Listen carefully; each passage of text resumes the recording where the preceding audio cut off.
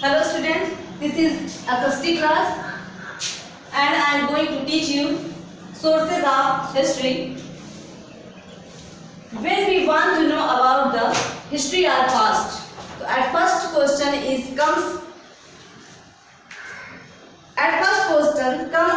comes in the mind, how can we know about the history or past? So the answer is, we can know about the history by sources. They can be categorized into two parts. The first is archaeological sources and the second is literary sources. Which meaning is, जब हम इतिहास के बारे में जानना चाहते हैं तो सबसे पहले जो दिमाग में बात आती है या सवाल आता है कि हम इतिहास के बारे में या अपने बीते हुए समय के बारे में कैसे जान सकते हैं। तो अगर हम उसका उत्तर देखें तो ये ऐसे होता है कि अगर हम इतिहास को जानना चाहते हैं तो हम सोर्सेज के यानी स्रोतों के जरिए जो है अपने इतिहास और बीते हुए समय के बारे में जान सकते हैं। ये दो भागों में बांटे जा सकते हैं। The first is archaeological sources and the second is literary sources. Which meaning is, archaeological sources means होता है पुरातात्विक स्रोत और literary sources यानी कि साहित्यिक स्रोत। यानी कि archaeological sources का मतलब होता है पुरातात्विक स्रोत and the literary sources means होता है साहित्यिक स्रोत। साहित्यिक स्रोत।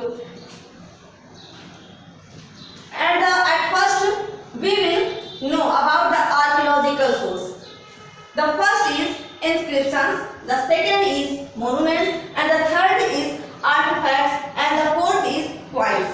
Which meaning is, archaeological source means पुरातात्विक स्रोत।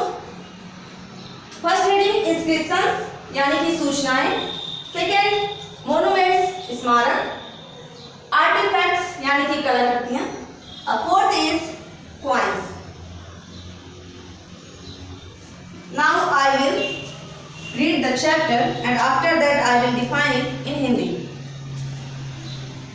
The first heading is inscriptions means सूचनाएं.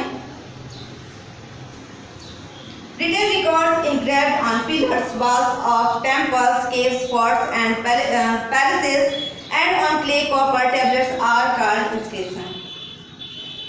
लिखित आंकड़े जो कि हमें दीवारों मंदिरों के खंभों पर, दीवारों पर, गुफाओं में, किलों में या फिर मिट्टी की गोलियों पर, कॉपर टैबलेट यानी कि ताम्र पत्रों आदि पर या फिर मिट्टी की गोलियों पर जो लिखावट या जो आंकड़े हमें मिलते हैं उन्हें हम सूचनाओं की श्रेणी में रखते हैं, उन्हें हम सूचनाएं कहते हैं। कहने का मतलब यह है कि पुराने जमाने में जो शासक या जो राजा महाराजा हुआ करते थे वो अपने समय के सारे रिकॉर्ड किसी खंभे पर, जिसको पिलर कहा जाता है, किसी खंभे पर, इसके अलावा ताम्र पत्रों पर, किले में, गुफाओं में, उन सब चीज़ों का वो लेखा जोखा रखते थे जिसे इतिहासकार लोग पढ़ते हैं, समझते हैं और जिनके जरिए हमें जो है पुराने समय के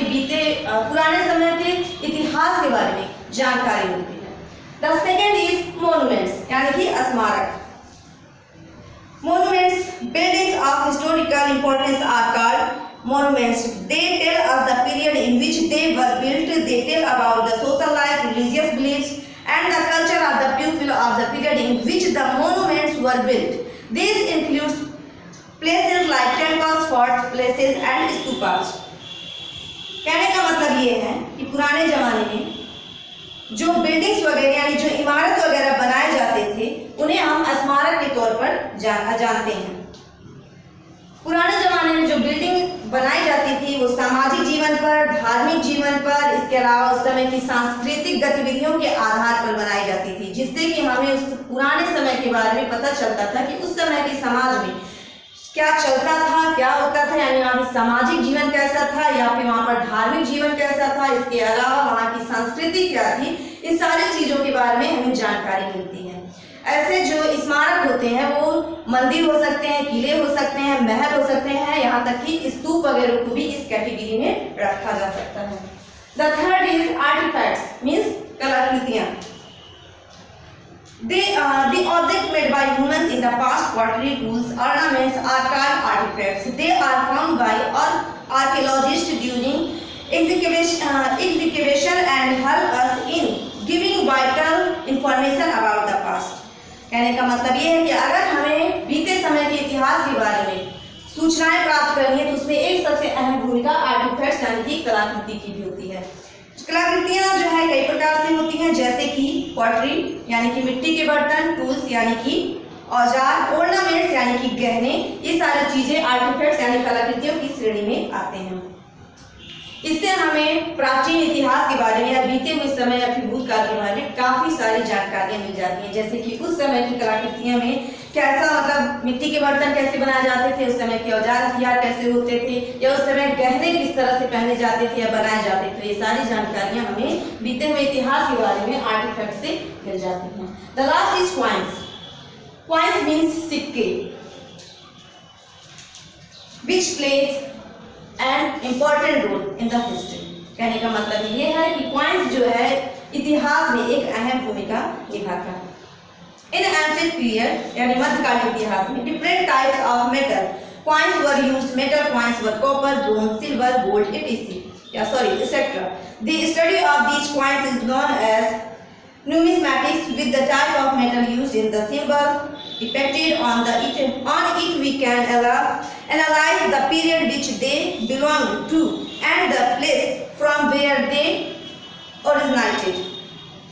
Coins from foreign civilization have also been discovered in some parts of India. Our ancient coins too have been located in foreign countries. This clearly proves that our ancestors had very good trade relation with other foreign civilization. कहने का मतलब ये है कि प्राचीन इतिहास में कई प्रकार के सिक्के उपयोग किए जाते थे, जिसमें कॉपर यानी तांबे के, ब्रोंज यानी कांस्य के, सिल्वर यानी चांदी के, गोल्ड मीन्स सोना। इन सारे धातुओं के सिक्के पुराने जमाने में यूज किए जाते थे। इसके अलावा उसे इन सारे सिक्कों पर जो सिंबल मिलते थे वो उस समय के इतिहास के बारे में बताते थे कि वो किस शासक के बारे में या किस सन में बनाया गया है या किस स्थान से उसको बनाया गया। आप आजकल के भी सिक्के भी देखेंगे तो उसमें आपको कुछ सिंबल नजर आएंगे, कुछ प्रतीक दिखाई पड़ेंगे, इसके अलावा उसमें सन भी डिस्क्राइब होते हैं। तो उसी तरह पुराने जमाने के भी सिक्कों में ये सारी चीजें हुआ करती थी जो उस समय के राजा महाराजा, शासक और उस समय के सामाजिक, राजनीतिक या फिर आर्थिक स्थिति को दर्शाते हैं। इसके अलावा क्वाइंस से हमें फॉरेन सिविलाइजेशन यानी कि विदेशी सभ्यता के बारे में पता चलता है। इसके अलावा जब भारतीय इतिहासकारों ने सिक्कों के बारे में जानकारी लेनी शुरू की तो उन्हें भारतीय सिक्के विदेशों में भी मिले, जिससे कि ये पता चलता है कि हमारे जो पूर्वज थे वो उस समय यानी कि उस प्राचीन काल में यानी प्राचीन इतिहास में उन लोगों ने अपने देश से होते हुए दूसरे देशों में भी व्यापार संबंध बनाए थे, जिससे कि ये सिक्के यानी कि उस समय आयात और निर्यात चलते थे। तो जिसकी वजह से सिक्के विदेशों में भी मिले, जिससे हमें विदेशी सभ्यता के बारे में भी पता चलता है।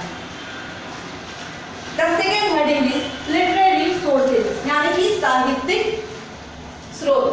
The first is religious literature यानी कि धार्मिक साहित्यिक स्रोत, यानी धार्मिक स्रोत जो होते हैं, जो धार्मिक साहित्य। The second is biographies यानी कि जीवनी।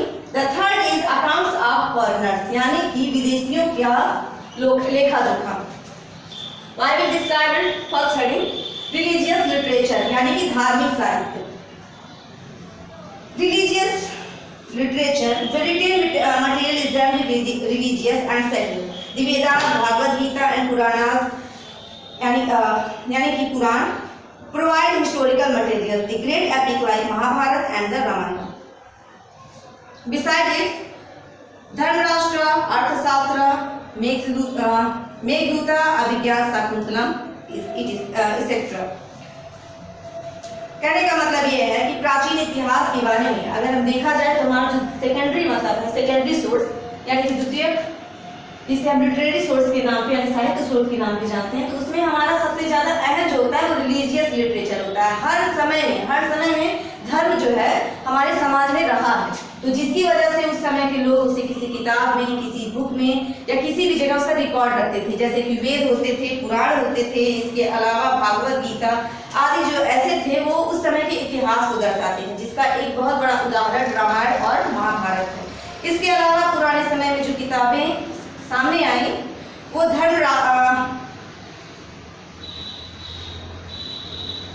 धर्मराष्ट्र, अर्थशास्त्र, इसके अलावा मेघदूत और अभिज्ञान Shakuntala.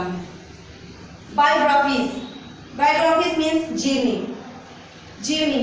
One important detailed source in history are biographies. They help us to know details about a particular king and his time period. Balbhatta, a writer at the court of Harshvardhana, wrote the Harshcharitra.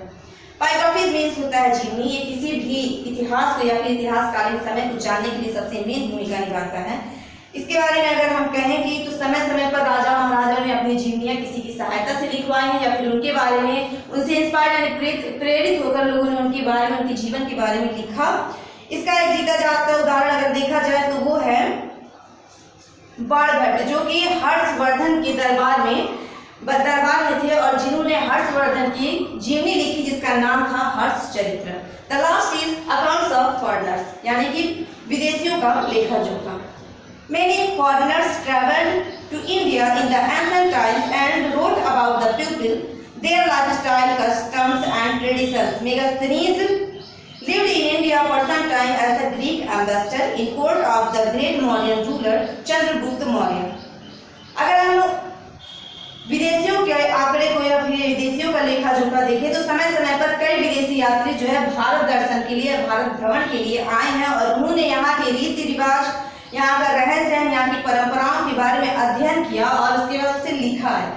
उस समय Greek ambassador यानी Greek के एक राजदूत थे जिनका नाम था मेगास्थनीज, जो कि उस समय मौर्य साम्राज्य में आए थे। उस समय मौर्य साम्राज्य के जो शासक थे वो थे चंद्रगुप्त मौर्य और उन्होंने वहाँ पर जो है एक पुस्तक लिखी जिसका नाम था इंडिका।